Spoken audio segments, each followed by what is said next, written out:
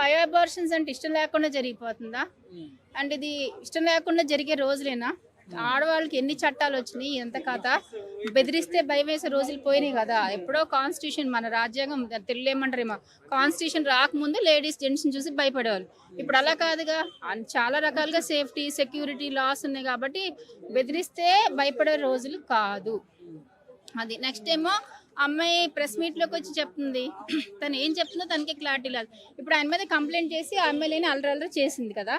చేశాక పర్పస్ ఏంటి అసలు? ఆమె ఏం న్యాయం కావాలనుకుంటుంది? లైక్ అంటే మ్యారేజ్ చేసుకుందాం అనుకుంటుందా?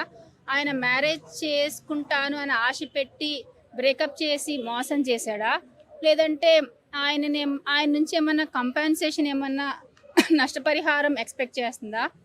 లేకపోతే అలర్ట్ చేయాలంటుందా? ఏం తీసుకుంటుంది? రివెంజ్ తీసుకుంటున్నది. తను ఇందాక నేను చూసినప్పుడు ప్రెస్ మీట్లో క్లారిటీగా చెప్పట్లేదు. ఇలా చేశాడు, 5 అబార్షన్స్ నాతో కలిసి ఉన్నాడు.